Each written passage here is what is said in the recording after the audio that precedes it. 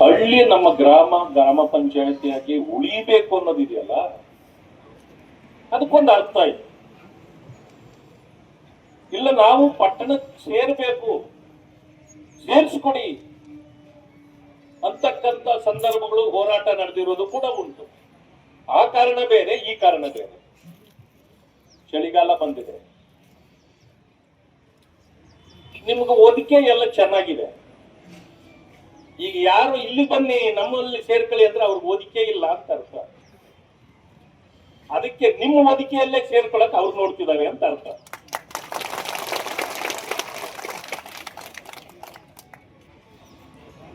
ಹೇಗಿದೆ ನೋಡಿ, ಚರಂಡಿ ಮಾಡಕ್ ಅವ್ರ ಹತ್ರ ದುಡ್ಡಿಲ್ಲ, ಕಸ ಗುಡಿಸಕ್ ಅವ್ರ ಹತ್ರ ದುಡ್ಡಿಲ್ಲ.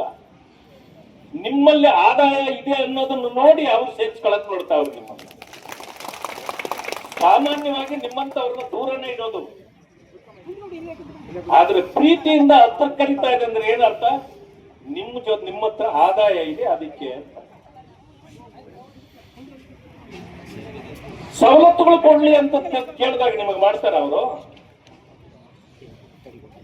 ನಿಮ್ಮ ಆದಾಯವನ್ನು ನೋಡಿ ನಿಮ್ಮನ್ನ ಪ್ರೀತಿ ಮಾಡ್ತಾವ್ರೆ ಹೊರತು ಇವರು ನಿಮಗೆ ಆ ಒಳ್ಳೇದಾಗ್ಲಿ ಅನ್ನೋ ಪ್ರೀತಿ ಇದರಲ್ಲಿ ಇಲ್ಲ. ಆ ಕಾರಣದಿಂದ ನೀವೆಲ್ಲರೂ ಕೂಡ ಹೋರಾಟಕ್ಕೆ ಇಳಿದಿದ್ದೀರಿ. ಬಹಳ ಸಂತೋಷ. ಈ ವಿಷಯ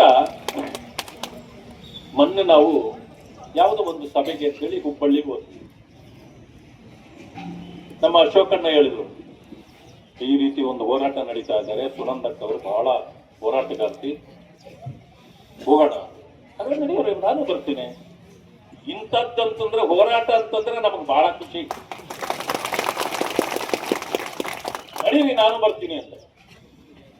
ಅದಕ್ಕೆ ಅಕ್ಕ ಹೇಳಿದ್ರು, ನನ್ ಕರೆದಿಲ್ಲ ಏನಿಲ್ಲ, ಹಾಗೇನೆ ಬಂದ್ಬಿಟ್ರು, ಬಹಳ ಖುಷಿ ಅಂತ.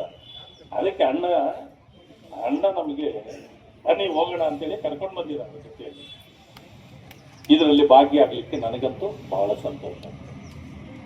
ನೀವು ಒಳ್ಳೆಯ ಒಂದು ಇದಕ್ಕಾಗಿ ಹೋರಾಟ ಮಾಡ್ತೀವಿ. ನಮ್ಮ ಹಳ್ಳಿಯ ಸೊಗಡು ಪಟ್ಟಣದಲ್ಲಿ ಸಿಗೋದಿಲ್ಲ. ಸಿಗತ್ತಾ?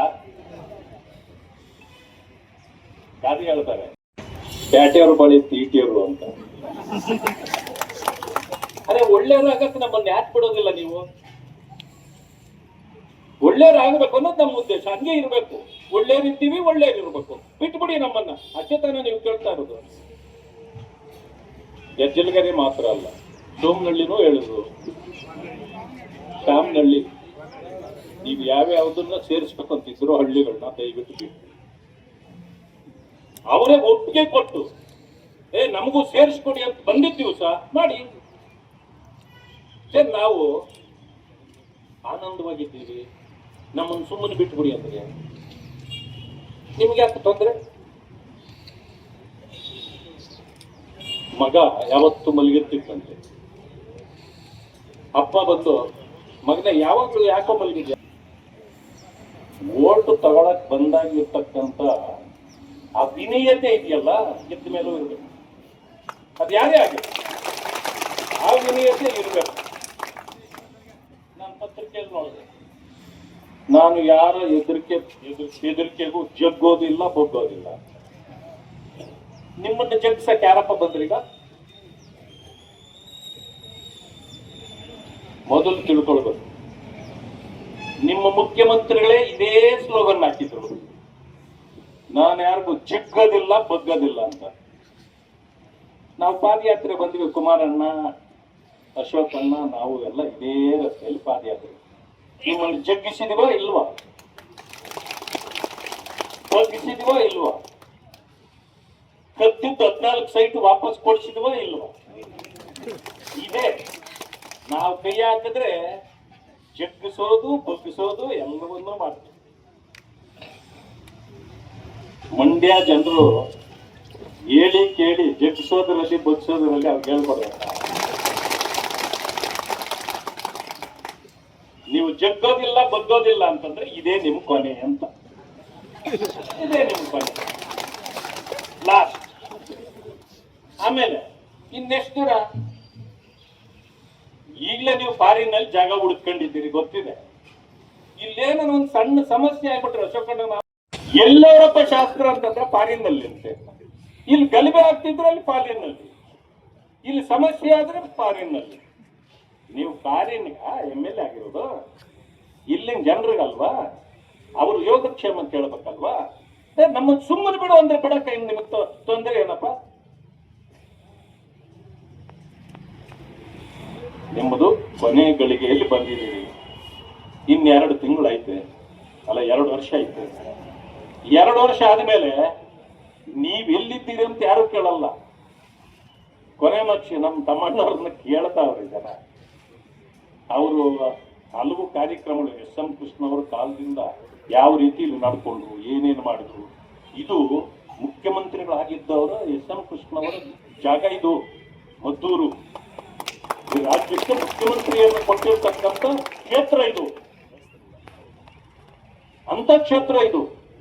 ಅವ್ರ ಅಂತ ಒಬ್ಬ ವ್ಯಕ್ತಿ ಇಲ್ಲದೆ ಇದ್ದಿದ್ರೆ ಈ ರಸ್ತೆ ಇವತ್ತು ಈ ರೀತಿ ಇರ್ತಾ ಇರಲಿಲ್ಲ. ಎಂತ ಪರಿಸ್ಥಿತಿ ಇತ್ತು. ಅವ್ರು ನಮ್ಮ ಮುಂದಿಲ್ಲ, ಆದ್ರೆ ಅವ್ರು ಮಾಡಿದ್ದನ್ನ ನಾವು ನೆನ್ಕೊಳ್ಬೇಕು. ಇದನ್ನು ಬಿಟ್ಟು ನಾನು ಜಗ್ಗೋದಿಲ್ಲ, ಬಗ್ಗೋದಿಲ್ಲ. ನಿಮ್ಮ ಮುಖ್ಯಮಂತ್ರಿಗಳನ್ನು ಜಗ್ಸಿದ್ದಾಯ್ತು. ಅಲ್ಲಿ ಏರ್ಪೋರ್ಟ್ ಹತ್ರ ಒಂದು 5 ಎಕರೆ ಜಾಗ ಹೊಡೆದ್ಬಿಟ್ಟಿದ್ರಲ್ಲ, ಅವ್ರದ್ದು ನಾವು ಜಗ್ಗೋದಿಲ್ಲ, ಬಗ್ಗೋದಿಲ್ಲ. ರಾತ್ರಿ ಹೊಡೆದು ಬಿಡೋದು, ಬೆಳಗ್ಗೆ ಕೊಟ್ಟು ಬಿಡೋದು. ಜಗ್ಗಿದ್ದು ಆಗೋಯ್ತು, ಬಗ್ಗಿದ್ದು ಆಗೋಯ್ತು. ಇಂಥವರನ್ನ ಬಹಳ ಜಗ್ಗಿಸ್ತೀವಿ, ಬಗ್ಗಿಸ್ತೀವಿ ನಾವು. ಅದೆಲ್ಲ ಬಿಟ್ಬಿಡಿ. ಇವತ್ತೇನು ಹೋರಾಟ ನಡೀತಾ ಇದೆ ನೀವು ಅವಲೋಕನ ಮಾಡಿ. ಇದು ಸರಿ ಇದೆಯಾ, ಸರಿ ಇಲ್ಲ ಅನ್ನೋದನ್ನ ನೀವು ಅವ್ರು ಒಪ್ಪಿದ್ರೆ ಮಾಡಿ. ಯಾರು ಬೇಡ ಅಂತಾರೆ? ನಮ್ಮನ್ನು ಸುಮ್ಮನೆ ಬಿಟ್ಬಿಡ್ರಿ ಅಂತಂದ್ರೆ ಬಿಟ್ಬಿಡಕ್ಕೇನು ನಿಮ್ದು ರೋಗ? ಆದ್ರಿಂದ ನಿಮ್ಮ ಹೋರಾಟದಲ್ಲಿ ನಾನು, ಅಶೋಕಣ್ಣ, ನಾವೆಲ್ಲರೂ ಕೂಡ ಇದ್ದೇವೆ. ನಮ್ಮ ಬಿಜೆಪಿಯ ಮುಖಂಡರುಗಳು ಇಂದ್ರೇಶ್ ಅವರಾಗಿ, ಅಶೋಕ್ ಅವರು, ಸ್ವಾಮಿ ಅವರು, ಸಚಿದಾನಂದ್ ಅವರು ಎಲ್ಲ ಬಂದಿದ್ದೀವಿ ಇವತ್ತು ನಿಮ್ಮ ಜೊತೆಯಲ್ಲಿ ನಾವಿದ್ದೇವೆ. ಅದು ಎಂತ ಹೋರಾಟ ಆದ್ರೂ ನಾವು ಸಿದ್ಧರಿದ್ದೇವೆ ಅಂತಕ್ಕಂಥ ಮಾತನ್ನು ಹೇಳ್ತಾರೆ.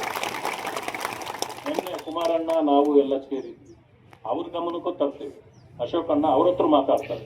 ಯಾವುದೇ ಕಾರಣಕ್ಕೆ ನಿಮ್ಮ ಅನುಮತಿ ಇಲ್ಲದೆ ಇದನ್ನ ನಗರವಾಗಿ ಮಾಡಬಾರ್ದು ಅಂತಕ್ಕಂಥ ಬೇಡಿಕೆ ನಿಮ್ಗೇನಿದೆಯೋ ಅದು ಸರಿ ಇದೆ. ಅದಕ್ಕೆ ನಮ್ಮ ಸಂಪೂರ್ಣ ಬೆಂಬಲ ಇದೆ ಅಂತಕ್ಕಂಥ ಮಾತನ್ನ ಹೇಳಲಿಕ್ಕೆ ಬಯಸ್ತೇನೆ. ನನಗೆ ಅವಕಾಶ ಕೊಟ್ಟಿದ್ದಕ್ಕೆ. ಹೆಚ್ಚಿನ ವಿಡಿಯೋಗಳಿಗೆ ಪ್ರತಿಧ್ವನಿ ಯೂಟ್ಯೂಬ್ ಚಾನೆಲ್ ಸಬ್ಸ್ಕ್ರೈಬ್ ಮಾಡಿ, ಬೆಲ್ ಐಕಾನ್ ಕ್ಲಿಕ್ ಮಾಡಿ.